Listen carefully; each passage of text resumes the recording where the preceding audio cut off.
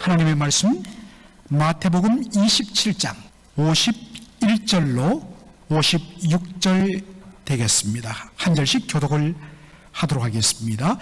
이에 성소 휘장이 위로부터 아래까지 찢어져 둘이 되고 땅이 진동하며 바위가 터지고 무덤들이 열리며 자던 성도들의 몸이 많이 일어나되 예수의 부활 후에 저희가 무덤에서 나와서 거룩한 성에 들어가 많은 사람에게 보이니라. 백부장과 및 함께 예수를 지키던 자들이 지진과 그 되는 일들을 보고 심히 두려워하여 가로되 이는 진실로 하나님의 아들이었도다 하더라. 예수를 섬기며 갈릴리에서부터 쫓아온 많은 여자가 거기서 멀리서 바라보고 있었으니 그 중에 막달라 마리아와 또 야고보와 요셉의 어머니 마리아와 또 세베대의 아들들의 어머니도 있더라. 아멘. 오늘 저는 본문을 중심으로 십자가 죽음 뒤에 일어난 일들이란 제목으로 말씀을 전하고자 합니다. What happened after death on the cross? 십자가에서 예수님이 죽으신 후에 What happened? 무슨 일이 일어났는가? 어떤 의미에서는 오늘 이 본문을 절반밖에는 다 소화하지 못할 정도로 하나님 주신 복음의 은혜가 풍성함을 느낍니다. 여러분, 제가 어릴 때에 들었던 말이 뭐냐면, 특별히 여러분 대구 사과, 대구 사람들은 능금이라고 그러죠. 그래서 이 대구 경북 지역에는 사과가 수원밭이 굉장히 많습니다. 그래서 자주 정말 사과를 가을부터 겨울 동안 먹을 수가 있었는데 어른들이 말합니다. 야, 손으로 말이야 이 사과를 들고 힘을 줘서 딱 반으로 쪼개면 미인을 얻어. 이야기를 많이 들었습니다. 그래서 그때부터 초등학교 시절부터 사과를 먹을 때마다 먼저 먹기 전에 손에 쥐고 힘을 주는 습관이 생겼습니다. 처음에는 손에 힘이 없으니까 꿈쩍도 하지 않습니다. 중학교 때까지도 별로 없었습니다. 그러던 고등학교 1학년 때 사과를 먹다가 생각이 나서 한번 힘을 주는데 뭔가 이렇게 금이 가는 느낌이 들었습니다. 그래서 그 다음부터 용기가 나서 사과를 먹기 전에 잡으면 무조건 힘을 주기 시작했는데 어느 날 쩌적쩌적하더니 탁 하고 쪼개지는 겁니다. 그때부터 저는 어떠한 사과든지 잡기만 하면 그냥 쪼개는 능력의 소유자가 되었습니다. 그날부터 소망이 생겼습니다. 야, 나 미인 얻겠구나. 여러분, 그 결과 성공했을까요? 실패했을까요?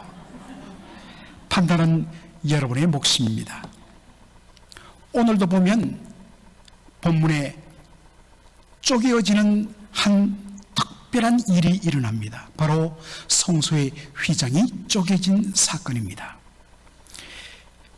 예수님께서는 제3시, 그 당시 시간 표현으로 제3시, 그러니까 오전 9시에 십자가에 못 박혀 달려주셨습니다. 그리고 오늘 새벽 시간에 본 대로 제6시로부터 낮 12시로부터 제9시 오후 3시까지 온 땅에 어둠이 임했습니다. 여러 가지도 이 의미를 해석할 수 있지만 세상의 빛이신, 생명의 빛이신 예수님이 죽으심을 바로 의도적으로 표현하기 위하여서 그 빛이 꺼져감을 보여주기 위하여 하나님께서는 놀랍게도 낮 12시부터 3시까지 온 땅을 어둠으로 덮으셨습니다. 그리고 제9시 오후 3시쯤에 예수님이 힘을 다하여 절주하셨습니다. 엘리 엘리 라마 사박다니, 나의 하나님 어찌하여 나를 버리셨나이까. 그리고 나서 예수님 마지막으로 힘을 다하여 크게 소리를 지르시고 영혼을 내려놓으셨습니다. 오늘 새벽에도 보았지만 마태복음에는 기록되어 있지 않지만은 요한복음 19장에 보면 예수님이 마지막으로 외쳤던 말씀을 이렇게 보여주고 있습니다. 다 이루었다. 테텔레스타이. 이 말은 시장에서 쓰는 경제용어로 값을 다 지불했다는 것입니다. 예수님이 십자가에서 저와 여러분이 받아야 할 그 모든 저주와 형벌을 받으심으로 우리의 모든 죄값을 다 지불하셨다는 것을 선포하신 말씀, 다 이루었도다. 그리고 나서 예수님 자신의 영혼을 하나님께 내려놓으셨습니다.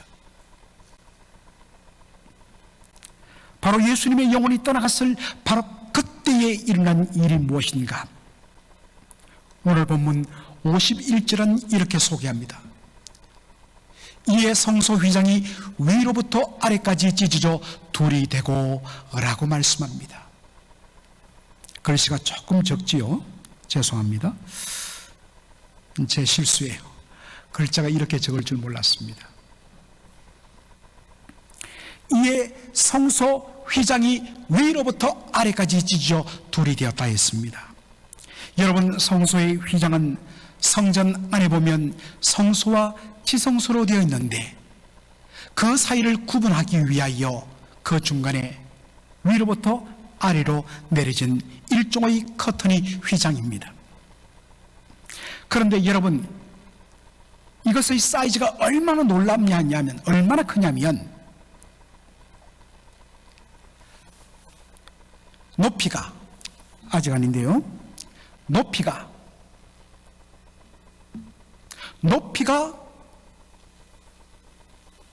18m, 그리고 그 폭이 9m입니다. 여러분, 잠시 전에 봤던 바로 그 장면, 여러분, 이것이 저 캐나다 온타리오에 있는 오페라 극장입니다. 바로 이 오페라 극장 보면 여러분, 무대 뒤에 뭐가 있습니까? 바로 커튼이 내려져 있죠. 저 커튼의 대략 그 높이, 길이가 18m. 같은 길다란 커튼이 위로부터 달려 아래로 쳐져 있는 것을 여러분 떠올리시면 됩니다. 그런데 여러분, 저 커튼은 어떤 정도로 두께가 두꺼울까요? 여러분 아마 만져보시면 한 1cm 두툼할 것입니다. 얇은 천은 아닐 것입니다. 그런데 여러분, 놀랍게도 성소 휘장, 성소에 걸린 휘장은 그 두께가 자그마치 20cm라고 되어 있습니다. 12개의 줄을 72겹의 꼰 것으로 계속적으로 꼬아서 만들다 보니까 그 두께가 자그마치 20cm가 된다는 것입니다. 8인치, 굉장히 두툼합니다. 웬만한 어른들의 한 뼘 크기가 바로 저 휘장 천의 두께입니다. 전해져 오는 말에 의하면 소 2마리가 양쪽에 줄을 묶고 아무리 양쪽에서 잡아당겨도 저 휘장이 찢어지지 않을 정도였다고 그렇게 이야기가 전해지고 있습니다.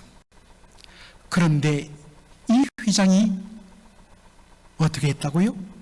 찢어졌다는 것입니다. 위로부터 아래까지 정확하게 절반이 탁 쪼개지며 갈라졌다는 것입니다. 언제요? 예수님께서 다 이루었다 그게 외치시고 예수님의 영혼이 떠나가실 때, 여러분, 휘장은 어디에 위치했다고 그랬습니까? 성전의 성소와 지성소 사이에 위치했다 했습니다. 구약 시대는 아무나 저 휘장을 열고 하나님의 임재의 상징인 지성소 안으로, 지극히 거룩한 성소 안으로, 지성소로 들어갈 수가 없었습니다. 누구든지 휘장을 열고 함부로 들어가면 그 자리에서 하나님의 진노를 받아 죽임당했습니다. 유일하게 들어갈 수 있도록 허락된 사람은 누구였습니까? 대제사장 한 사람이었습니다. 그러나 대제사장일지라도 자기가 들어가고 싶다고 어느 때든 마음대로 어느 때든지 들어갈 수 없었습니다. 허락된 날은 딱 하루 1년 한 차례, 유대 달력으로 7월 10일 대속죄일, 욤 키푸르, 이것을 미국 영어식으로 발음해서 욤 키푸르라고 하는 것입니다. 속죄의 날, 그날 하루만 대제사장이 휘장을 열고 하나님의 임재가 있는 지성소로 들어가게 되는데 그냥 들어갈 수 없었습니다. 대제사장은 먼저 자신의 죄를 위하여 죽임당한 그 희생제물의 피를 가지고 들어가 지성소, 언약궤 위 속죄소 위에 뿌림으로 자신의 죄를 속죄받았습니다. 그리고 나가서 그 다음에는 이스라엘 백성 전체의 죄를 위하여 죽임당한 수염소 희생제물의 피를 들고 휘장을 열고 지성소 안으로 들어가 언약궤 위 그 속죄소에 두 그룹 천사가 서로 날개를 뻗어 서로를 향하는 그 속죄소 위에 그 피를 7번 뿌림으로 말미암아 7번은 완전수지요. 하나님께서 이스라엘 백성들의 죄를 깨끗하게 사하신다는 선포를 하셨습니다. 그런데 여러분, 구약의 제사는 불완전합니다. 여러분 생각해 보십시오. 염소와 송아지의 피가 어떻게 사람의 죄를 깨끗하게 살 수 있습니까? 구약의 대제사장, 그들은 아론의 후손들입니다. 달리 말하여 저와 여러분과 동일한 성정을 가진 죄인입니다. 그래서 그가 먼저 무엇을 한다고 했습니까? 자기의 죄를 위하여 죽임당한 바로 희생제물의 피를 가지고 들어가 자신의 죄를 먼저 사함 받고서 그 다음에 백성들을 위한 중보사역을 감당했습니다. 그리고 여러분, 이 속죄일은 매년 유대달력으로 7월 10일 반복되었습니다. 왜 매년 반복되었을까요? 그것은 그 제사가 불완전하기 때문입니다. 그렇다면 구약의 대제사장과 그리고 죽임당한, 피 흘림당한 이 속죄물은 무엇을 위한 것인가? 그것은 장차 오실 메시아의 그림자와 예표로서 하나님 주신 것입니다. 그래서 구약의 백성들은 그 짐승의 피로, 수양과 송아지와 염소의 피 때문에 죄산받은 것이 아니라 그것이 상징하는 바 장차 오실 메시아의 그 피 흘림, 그것을 믿음으로 바라봄으로 말미암아 그들은 죄사함을 받고 의롭다함을 받은 것입니다. 그런데 드디어 때가 참에 참 대상이신 예수 그리스도가 이 땅에 오셨습니다. 히브리서 9장 11절로 12절에 보면 이 놀라운 사실을 감격적으로 우리에게 설명해 줍니다. 다 함께 읽도록 하겠습니다. 그리스도께서 장래의 좋은 일의 대제사장으로 오사 손으로 짓지 아니한 곧 이 창조에 속하지 아니한 더 크고 온전한 장막으로 말미암아 염소와 송아지의 피로 아니하고 오직 자기 피로 영원한 속죄를 이루사 단번에 성소에 들어가셨느니라. 아멘. 구약의 제사장들은, 구약의 대제사장들은 손으로 지은 장막 속으로 피를 가지고 들어갔습니다. 그러나 장래 좋은 일의 대제사장으로 오신 예수 그리스도는 손으로 짓지 아니한 더 크고 온전한 장막, 바로 하늘 성소 하나님 보호자 앞으로 나가셨습니다. 구약의 대제사장들은 염소와 송아지의 피를 들고 들어갔습니다. 그러나 참 대제사장이신 예수님은 하나님의 어린 양이신 자신의 피를 들고 하나님 보호자 앞으로 들어가셨습니다. 구약의 속죄제사는 불완전하기 때문에 매년 반복됩니다. 그러나 예수님의 속죄는 어떻습니까? 단번에 영원한 속죄를 이루었느니라. Once for all atonement. 그러므로 예수님께서 우리의 이후의 범죄를 속죄하기 위해서 예수님이 또다시 반복적으로 십자가에 못 박힐 필요가 없습니다. 십자가에서 일어난 죄 사함의 효력은 once for all, 단번에 영원한 속죄의 효력이 있습니다. 이로 인하여 하나님과 우리의 사이를 가로막고 있던 죄의 장벽이 무너졌습니다. 그 결과로 거룩하신 하나님 앞으로 들어갈 길이 활짝 열려버린 것입니다. 이것을 간접적으로 히브리서 저자는 우리에게 이렇게 소개하고 있습니다. 다 같이 우리 한 목소리를 읽겠습니다. 그러므로 형제들아, 우리가 예수의 피를 힘입어 성소에 들어갈 담력을 얻었나니 그 길은 우리를 위하여 휘장 가운데로 열어놓으신 새로운 살 길이요 휘장은 곧 그의 육체니라. 아멘. 여러분, 히브리서 10장 19절로 20절 보면 성소의 지성소와 성소를 가로막고 있는 이 휘장은 무엇을 상징한다고요? 예수의 육체를 상징합니다. 그 예수의 몸이 십자가에서 못 박히고 창에 찍혀 온전히 찢어지셨습니다. 예수님께서 십자가에서 피 흘려주시고 몸이 찢겨 죽으심으로 말미암아 우리가 제사함받고 우리의 죄의 문제가 해결됨으로 말미암아 하나님 앞으로 우리가 담대하게 나갈 수 있게 된 것입니다. 그러므로 그것을 상징하는 휘장은 더 이상 존재할 필요가 없습니다.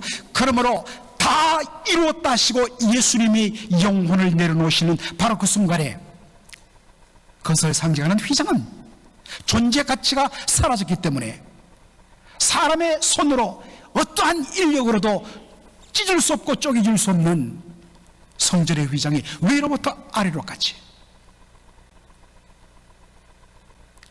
from the top to the bottom 완전히 두 쪽으로 딱 찢어지고 쪼개진 것입니다. 그러므로 누구든지 이제는 오직 우리의 참 대제사장 되신 예수 그리스도와 하나님의 어린 양 되신 그리스도 예수의 보혈을 의지하면 누구든지 하나님의 은혜의 보좌 앞으로 담대하게 들어가는 길이 열린 것입니다. 언제든지 예수의 이름 의지하여 그 앞에만 들어가면 하나님께서 우리의 부족하고 허물 많은 이 땅에 살아가면서 여러분 얼마나 우리가 순간적으로 죄를 얼마나 짓습니까? 정상적이라면 거룩하신 하나님 보좌 앞에 도무지 나갈 수가 없습니다. 그런데 단번에 영원한 속죄를 누신 예수 그리스도의 십자가 보혈을 의지하여 그분의 몸이 찢어짐으로 하나님 보좌 앞으로 나가는 길이 열렸기 때문에 언제든지 하나님 은혜의 보좌 앞에 우리는 들어갈 수 있게 된 줄로 믿습니다. 여러분, 이 활짝 열린 길, 여러분 끊임없이 아버지의 보좌 앞으로 들어가시는 저와 여러분 되기를 주의 이름으로 축원합니다. 또 하나, 예수님의 십자가 죽음으로 인하여 일어난 또 하나의 일, 그것을 마태복음 27장 52절로 53절은 이렇게 보여줍니다.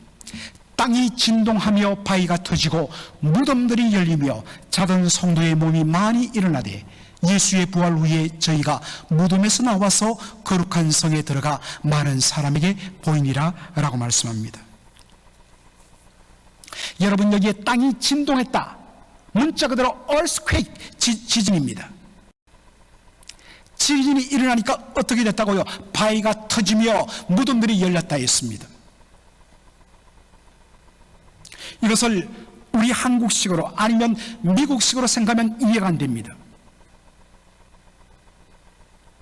캘리포니아의 지진이 일어나면 어떻습니까? 땅이 갈라지면서 모든 것들이 밑으로 꺼지며 묻혀버립니다. 그런데 어떻게 땅이 진동하며 바위가 터지고 무덤들이 열릴 수가 있느냐?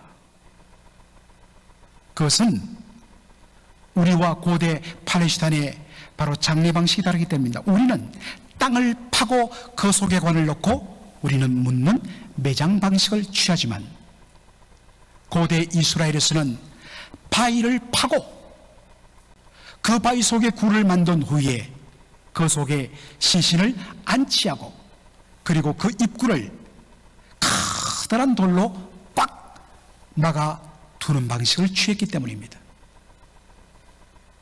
그러므로 예수님이 십자가에 달려 죽으셨을 때에 바로 그 순간에 땅에 지진이 일어나며 바위가 터지며 그리고 그 속에 그 앞에 막고 있던 바로 무덤들이 열렸다는 것, 그 앞에 막고 있던 돌들이 다 열리고 굴러 나갔다는 뜻입니다.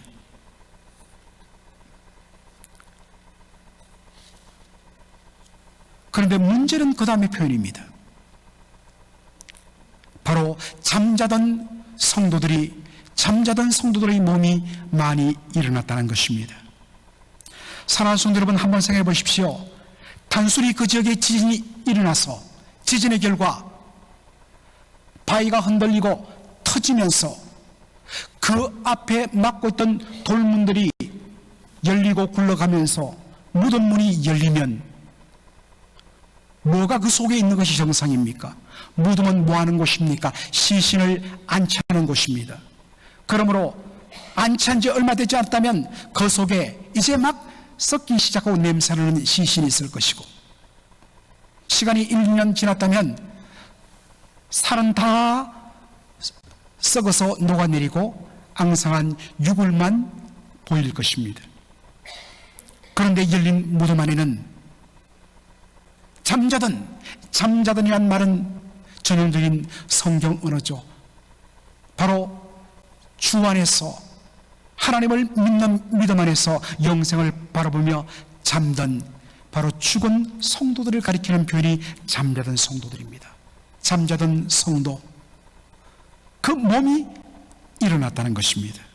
그리고 그들이 예수님의 부활 시기에 맞춰서 그들이 무덤에서 일어나 거룩한 성 예루살렘에 들어가 많은 사람들에게 보였다는 것입니다. 참으로 기이하고 놀라운 일입니다. 이것은 이때에 한시적으로 특별한 메시지를 위하여 하나님이 허락하신 특별한 일입니다. 여러분, 이 사건이 우리에게 보여주는 것은 무엇일까요? 이것은 예수님의 죽음이 일으킨 놀라운 결과와 능력을 보여주는 증거입니다. 그것은 바로 죄로 인하여 죽음은 뭐로부터 일어났습니까? 죄로 말미암아 죽음이 찾아왔는데 죄로 말미암아 일어난 죽음의 능력이 끝이 나고 죽음의 능력이 죽게 되고 죽음의 능력이 종말을 맞았다는 것을 보여주기 위함입니다. 17세기 청교도 신학자 중에 정말 왕자라고 꼽히는 탁월한 청교도 신학자요 목회자가 있었습니다. 그의 이름은 존 오웰입니다. 제가 참으로 존경하고 사랑하는 분인데,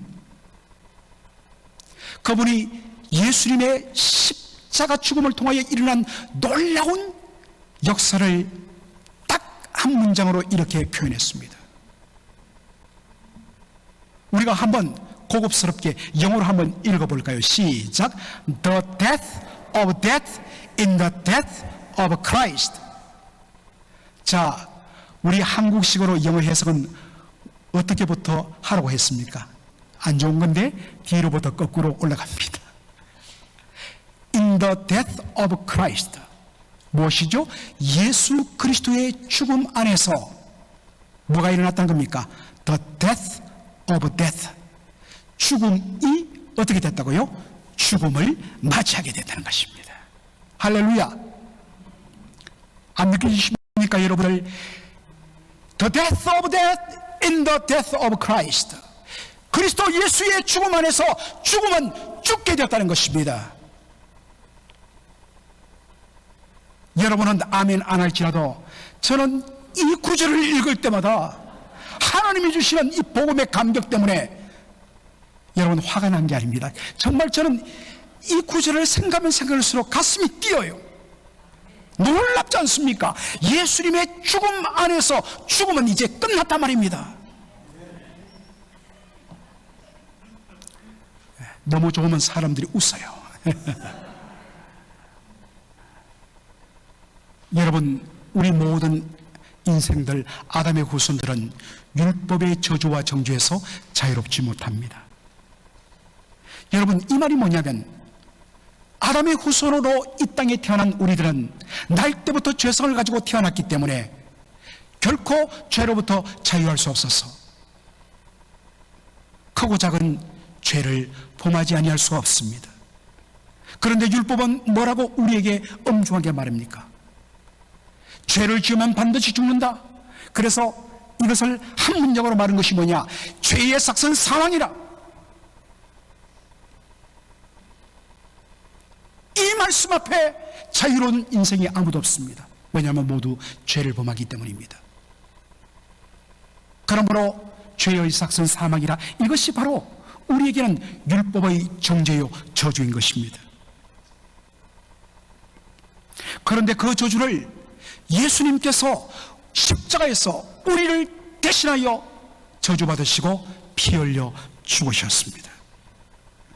그 결과로 우리는 이 율법의 저주에서 속량함을 얻었습니다. 분명 예수 믿고 구원받지만 우리는 이 땅에서 오늘도 내일도 끊임없이 범죄합니다. 그러면 죽어야 마땅합니다. 왜냐하면 죄의 삭은 사망이기 때문에. 그런데 이 율법의 저주가 더 이상 우리에게 통하지 않습니다. 왜냐? 예수님께서 십자가에서 저와 여러분의 죄를 대신 지고 피 흘려 죽으심으로 단번에 영원한 속죄를 이루셨기 때문인 것입니다.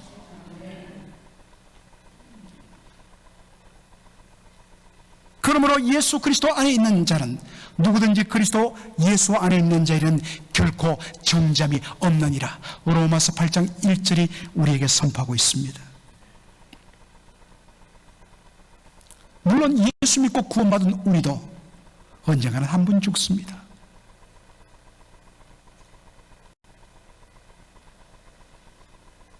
정도의 차이 있지. 우리는 앞서거니 뒤서거니 결국에 이 땅에서는 한 번 죽음을 맞이하게 됩니다.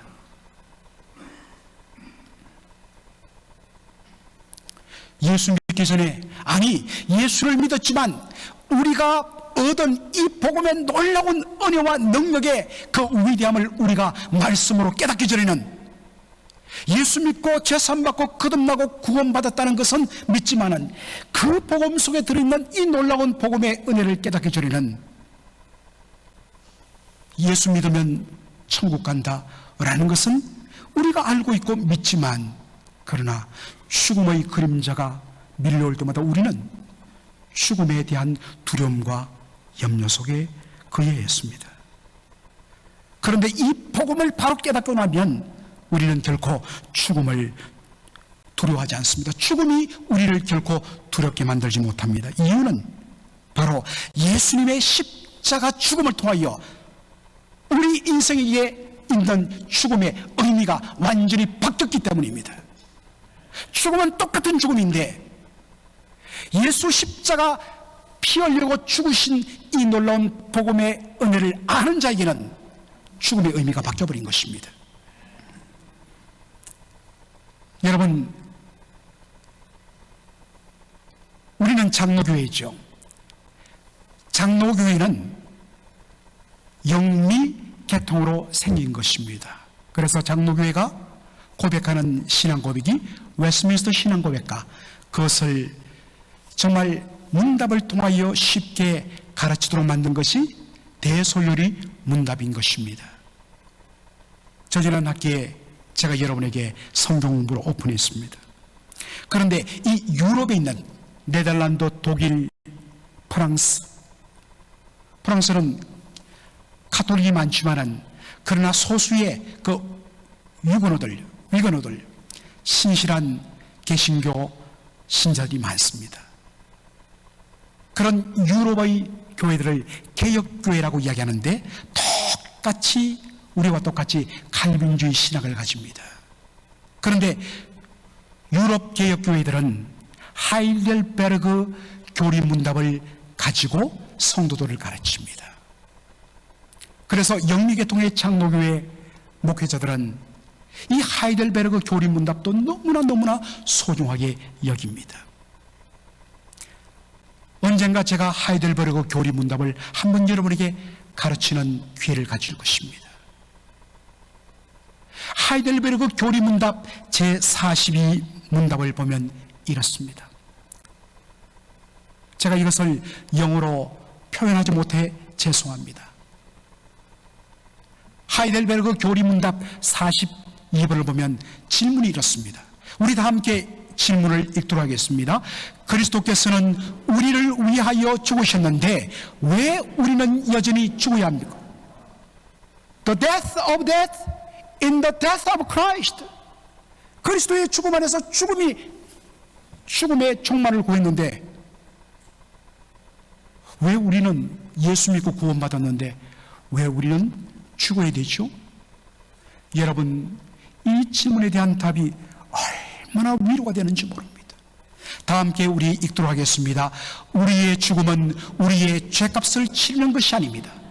죽음은 우리가 죄 짓는 것을 거치게 하고 우리를 영생에 들어가게 하는 통로가 됩니다.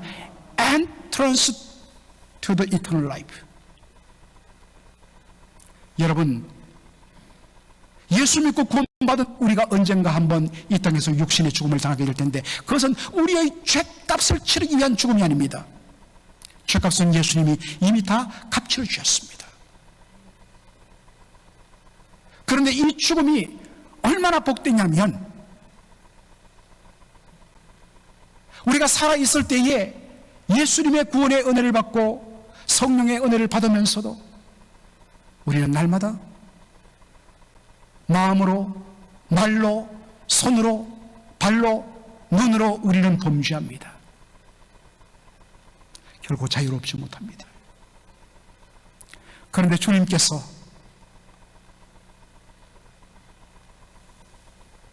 우리에게 육신의 죽음을 허락하심으로 말미암아 그때 우리는 죄 짓는 것을 거치는 드디어 해방을 받게 됩니다.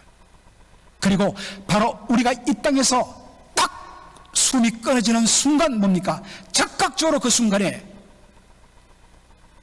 하나님께로 향하는 영생으로 하는 엔트런스가 확 열려버리는 것입니다.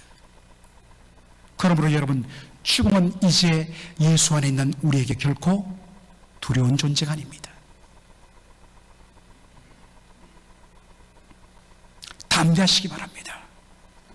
마지막으로 바로 이 사실을 가지고 예수님의 십자가 부활의 이 감격을 가지고 죽음에 대하여서 담대하게 외친 사도 바울의 외침을 우리의 외침으로 담고 우리 다 함께 외치면서 다 같이 아멘 하도록 하겠습니다. 다 같이 읽겠습니다. 사망아 너의 이기는 것이 어디 있느냐? 사망아 너의 쏘는 것이 어디 있느냐? 사망에 쏘는 것은 죄요 죄의 권능은 율법이라.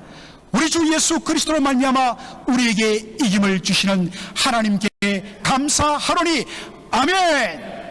기도하겠습니다. 하나님 우리 아버지, 은혜와 사랑을 감사드립니다. 오늘 이 복된 성금요예배 그 프라이데이 서비스에 저희들을 불러주시고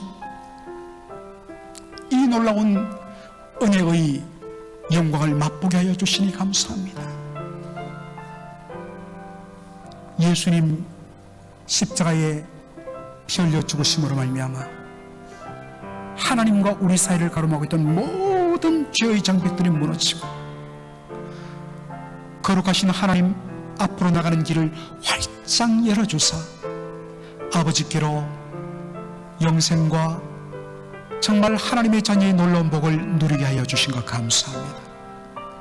언제든지 우리의 부족함에도 불구하고 그리스도 예수의 보혈을 의지하면 죄사함받고 언제든지 우리를 받아주시는 아버지의 은혜의 보좌가 활짝 열려있음을 저희들이 고백합니다. 이 놀라운 축복을 그동안 사용하지 못했던 저희들의 죄를 용서하여 주시고 언제든지 긍휼하심을 받고 때를 따라 돕는 은혜를 얻기 위하여 은혜의 보좌 앞에 담대히 나가는 저희들 되게 하여 주시옵소서. 아버지 하나님여, 예수님의 십자가로 말미암아 예수님의 죽음 안에서 죽음이 죽어버리는 놀라운 역사를 저희들 맛보게 하여 주신 것 감사합니다. 더 이상 율법의 저주가 우리를 어찌하지 못함을 압니다. 아버지 하나님이여, 더 이상 죽음은 공포의 대상이 아니라 오히려 우리로 죄를 짓지 못하게 하는, 죄에서 완전히 해방시키는 하나님의 축복의 선물이요, 그리고 죽음으로 끝나는 것이 아니라 그 죽는 바로 그 순간이 주님이 허락하신 영생으로 들어가는 엔트런스 통로가 되게 하여 주신 것 감사합니다. 그러므로 죽음에 대한 두려움과 공포를 이기고 아버지 하나님 힘을 다하여서 나 위하여 피 흘려 죽으신 예수님, 그 피값으로 사신받은 자로서 살아도 주를 위하여 죽어도 주를 위하여 살고 죽는 주의 것 되게 하여 주시옵소서. 이 시간 예외의 아버지 하나님이여, 주의 찢기신 살과 흘리신 보혈을 우리가 기억하는 성찬을 가지고자 합니다.